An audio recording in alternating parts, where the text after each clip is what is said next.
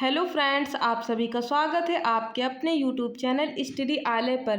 Class 10th 2025-26 के लिए practice set number 9 है। चलिए करते हैं। निम्नलिखित पद्यांशों के आधार पर उनके साथ दिए गए प्रश्नों के उत्तर लिखिए। प्रत्येक क्वेश्चन कितने नंबर का होगा? 2 नंबर का होगा और 3 क्वेश्चन होंगे, तो 6 नंबर का एग्जाम में आता है। अध्याय 9 और 10 सुभद्रा कुमारी चौहान और 10वां कौन सा है? मैथिली शरण गुप्त जी का। चलिए करते हैं। झांसी की रानी समाधि पर, लेसन का नाम यही है। चलिए पढ़ना स्टार्ट करते हैं। इस समाधि में छिपी हुई है एक राख की ढेरी, जलकर जिसने स्वतंत्रता की दिव्यारती फेरी। यह समाधि या लघु समाधि है झांसी की रानी की, अंतिम लीला स्थली यही है लक्ष्मी मर्दानी की। यहीं कहीं पर बिखर गई वह भग्न विजय माला सी, उसके फूल यहाँ संचित हैं स्मृतिशाला सी। सहे वार पर वार अंत तक लड़ी वीर बाला सी, आहुत सी गिर चढ़ी चिता पर चमक उठी ज्वाला सी। अब इसके आधार पर दिए गए प्रश्न के आंसर करते हैं हम लोग। प्रस्तुत पद्यांश की ससंदर्भ हिंदी में व्याख्या कीजिए। दूसरा क्वेश्चन है रेखांकित अंश की व्याख्या कीजिए और तीसरा है समाधि किसकी निशानी है। तो पहले प्रश्न का आंसर हम लोग करते हैं। प्रस्तुत काव्य पंक्तियां हमारी पाठ्य पुस्तक हिंदी के काव्य खंड में संकलित सुभद्रा कुमारी चौहान की कविता झांसी की रानी की समाधि पर शीर्षक से अवतरित है। यह कविता उनके त्रिधारात्मक काव्य संग्रह से ली गई हैं। अब दूसरे प्रश्न का आंसर, पहले हम लोग प्रसंग देखेंगे संदर्भ के बाद कि क्या कह रहा है उस पद्यांश में। इन पंक्तियों में रानी लक्ष्मीबाई के बलिदान के महत्व पर प्रकाश डालते हुए उनके प्रति भावपूर्ण श्रद्धांजलि अर्पित की गई है। रेखांकित अंश की व्याख्या, कवि का कहना है कि या फिर सुभद्रा कुमारी चौहान जी कहती हैं कि यह छोटी सी समाधि लक्ष्मीबाई के महान त्याग और देशभक्ति की निशानी है। यही स्थान रानी की जीवन लीला का अंतिम स्थल है, जहां रानी ने पुरुषों जैसी वीरता का प्रदर्शन कर स्वयं का बलिदान कर दिया था। कवयित्री कहती हैं कि वीरांगना लक्ष्मीबाई अंतिम सांस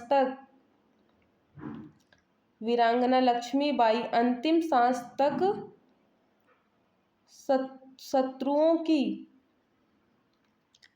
चारों ओर फैल गई। रानी के इस महान त्याग ने अग्नि में आहुति का काम किया, तलवारों के प्रहार सहती रही। जिस प्रकार यज्ञ कुंड में आहुतियां पड़ने से अग्नि प्रज्वलित होती है, उसी प्रकार रानी के आत्म बलिदान से आज़ादी की आग, जिससे लोग अधिक उत्साह से स्वतंत्रता संग्राम में भाग लेने लगे और रानी की कीर्ति चारों ओर फैल गई। क्वेश्चन तीसरे का आंसर करते हैं अब।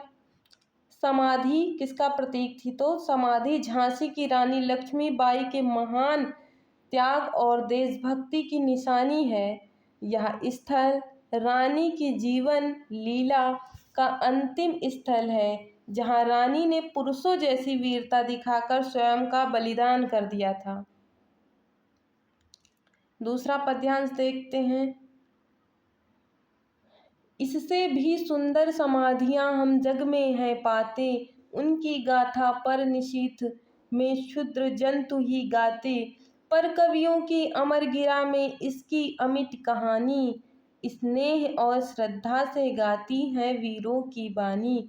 बुंदेलो हर बोलो के मुख हमने सुनी कहानी, खूब लड़ी मर्दानी वह थी झांसी वाली रानी। अब प्रस्तुत गद्यांश का संदर्भ वही रहेगा जो अभी मैंने बताया है। इसका प्रसंग कर लेते हैं और रेखांकित अंश की व्याख्या और एक क्वेश्चन जो की है कवियों की अमर गिरा में किनका गुणगान होता है ये।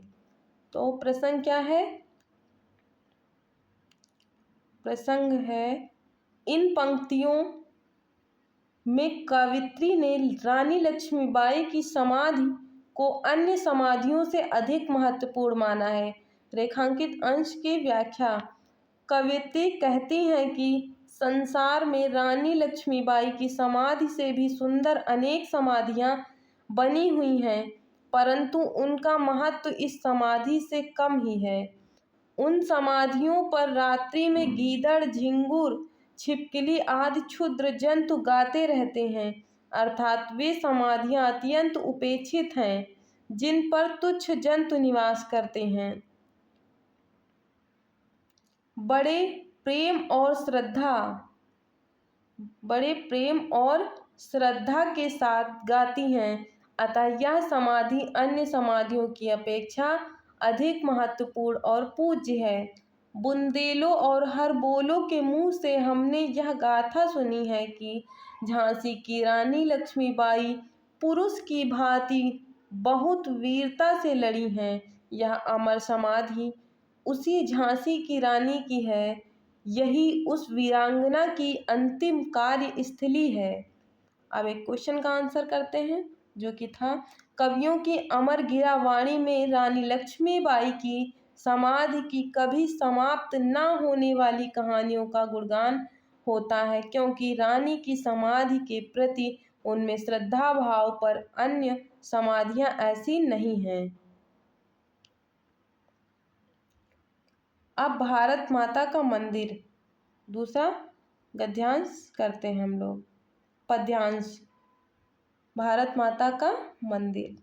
भारत माता का मंदिर यह, नहीं चाहिए बुद्ध बैर का, भला प्रेम का उन्माद कहाँ, सबका शिव कल्याण यहाँ है, पावे सभी प्रसाद यहाँ, सब तीर्थों का एक तीर्थ यहाँ, हृदय पवित्र बना ले हम, आओ यहाँ आजाद शत्रु बन, सबको मित्र बना ले हम। प्रस्तुत पद्यांश की ससंदर्भ सहित हिंदी में व्याख्या कीजिए और रेखांकित, दूसरा क्या है, रेखांकित अंश की व्याख्या कीजिए। और तीसरा है भारत देश किस प्रकार का तीर्थ है, भारत देश किस प्रकार का तीर्थ है। चलिए करते हैं आंसर। प्रस्तुत संदर्भ, प्रस्तुत पद्यांश हमारी पाठ्य पुस्तक हिंदी के काव्य खंड में संकलित मैथिली सरल गुप्त की कविता भारत माता का मंदिर यह शीर्षक से अवतरित है। आप लोगों को ये जरूर याद रखना है कि किसने लिखा है, तो मैथिली सरल गुप्त जी ने लिखा है और किस लेशन का है, तो लेशन का नाम ये जरूर याद रखना है। प्रसंग क्या है, प्रस्तुत पंक्तियों के माध्यम से कवि ने लोगों से भारत माता मंदिर के गुणों को अपने जीवन चरित्र में उतारने की बात कही है। बहुत ही कम समय में हम बहुत ज़्यादा क्वेश्चन कर लेंगे और पद्यांश आधारित सारे टॉपिक कवर कर लेंगे। रेखांकित अंश की व्याख्या क्या है कि यह भारत माता का मंदिर सभी तीर्थों में उत्तम तीर्थ है, क्योंकि यह किसी संप्रदाय का या किसी धर्म से जुड़ा तीर्थ नहीं है, किसी संप्रदाय या किसी धर्म से जुड़ा तीर्थ नहीं है। यद्यपि इसमें सभी तीर्थों का समावेश है, इसलिए इस तीर्थ का तीर्थाटन करके अपने हृदय को हम पवित्र बना लें।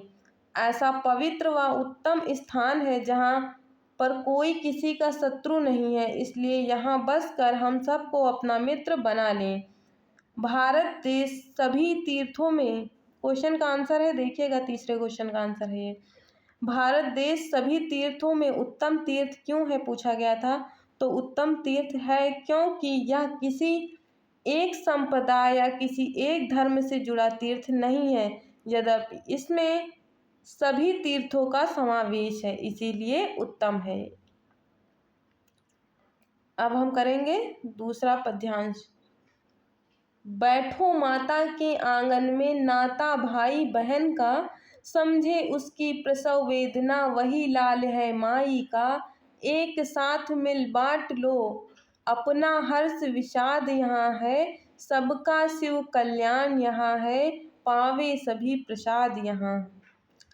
चलिए रेखांकित अंश की व्याख्या, क्योंकि इसका संदर्भ भी वही पहले वाला रहेगा, मैथिली शरण गुप्त जी द्वारा लिखित है, भारत माता का मंदिर यह से है। और हम प्रसंग को देखेंगे इसके, ये क्या कह रहा है ये पद्यांश, और रेखांकित अंश की व्याख्या। एक क्वेश्चन, कवि ने सच्चे पुत्र की क्या परिभाषा बताई है, इस क्वेश्चन का आंसर। तो प्रसंग क्या है, प्रस्तुत पंक्तियों के माध्यम से कवि ने भारत माता के पवित्र सदन में निवास करने वाले सभी लोगों के बीच वास्तविक रिश्ते उजागर किया है। रेखांकित अंश की व्याख्या, हम सभी भाई बहनों का यह उद्देश्य होना चाहिए कि किसी को किसी प्रकार का कष्ट ना हो, सभी एक दूसरे के सहयोग के लिए तैयार रहें, क्योंकि यहाँ भारत माता का मंदिर है, इसलिए यहीं पर हम सबका मंगल कल्याण है और यहीं पर सभी को परम सुख रूपी प्रसाद भी प्राप्त है। क्वेश्चन का आंसर अब करते हैं। तीसरे, कवि ने सच्चे पुत्र की परिभाषा देते हुए कहा है कि सच्चा पुत्र वही होता है जो अपनी माता के कष्टों को समझता है और उसके लिए हर क्षण समर्पण की भावना अपने मन में रखता है। तो तीसरे का राइट आंसर हो जाएगा ये। फ्रेंड्स, आपको वीडियो कैसी लगी है? अगर वीडियो अच्छी लगी है तो लाइक करिएगा, सब्सक्राइब करिए, कमेंट करिए, अपने दोस्तों को शेयर करिए और ऐसे ही बोर्ड एग्ज़ाम की तैयारी के लिए वीडियो देखते रहिए और अपने दोस्त को शेयर करना ना भूलिए। Thank you.